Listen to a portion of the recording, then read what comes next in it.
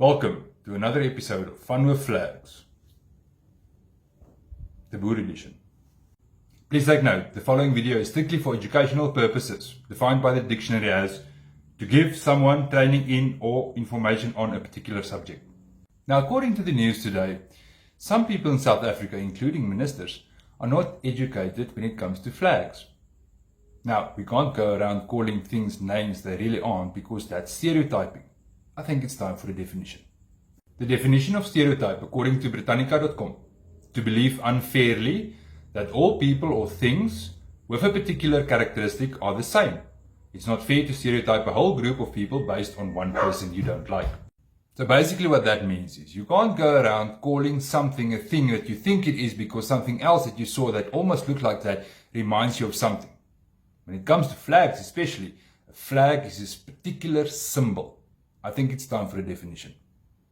The definition of a flag, according to the Britannica dictionary: flag, noun, a piece of cloth with a special design that is used as a symbol of a nation or a group. So basically, if a flag is a symbol that represents something, we must now go back and say, what does this flag that was flown outside the court represent? And to understand that, we need to go all the way back to the beginning of the Vierkleur. Okay, so this flag called the Vierkleur was hoisted the first time in 6 January 1857 in Potchefstroom. It was designed by a preacher, Dominee Dirk van der Hof, and it was officially raised on 18 February 1857 when it became the official flag of the Zuid-Afrikaanse Republiek. Now, the Zuid-Afrikaanse Republiek was a republic. And many people don't know this, or they don't understand this, or they do not want to acknowledge this. But the Zuid-Afrikaanse Republiek was a real republic. It was a country, like Japan or Switzerland. It was an independent country. And this was the flag of the Zuid-Afrikaanse Republiek. Under this flag, 2 wars were fought against the British colonial imperialists that wanted to take over South Africa. The Boers fought under this flag for this country against the British imperialism. I think it's time for a definition. This one is called irony. The definition of irony: a state of affairs or an event that seems deliberately contrary to what one expects and is often wryly amusing as a result. Now let's look at a real-life application of irony. If the people that died, 36,000 women and children included, that died in camps like animals, if the people that fought under this flag, the Zuid-Afrikaanse Republic and the Republic of the Free State, won against the British imperialists, apartheid might have never existed, because it was under the government of the British that the idea of segregation grew in South Africa. Go look at all the colonies, go do your research.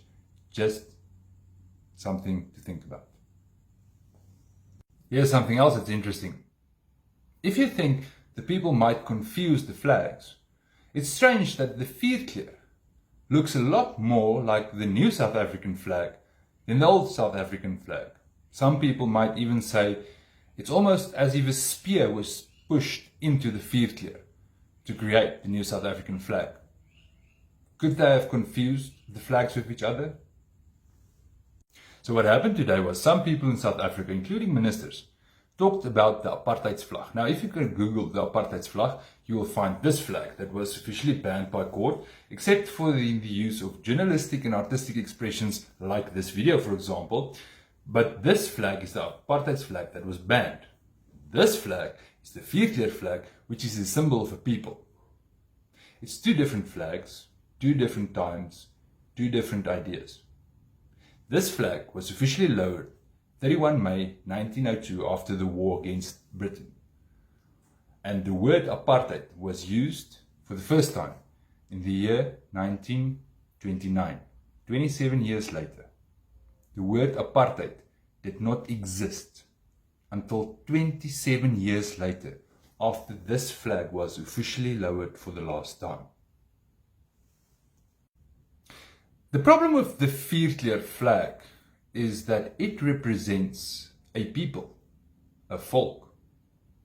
And as long as we, the white people of South Africa, are Boers, meaning unrelated, unconnected, random whites, we have no claim to the rights of a people, a minority, a group, a cultural group. But once the Boers, the unconnected, unrelated, random white people, have a specific identity with a specific flag and a symbol, and they become the Boers, then they certainly have rights, like the Zulus and the Xhosas. One of these rights might be that our traditional leaders get paid what the rest of the traditional leaders gets paid. But as long as whites remain Boers in South Africa, we have no such claim. Is the Vierkleur a problem for the South African government because it turns the Boers into Boers? It's simple math.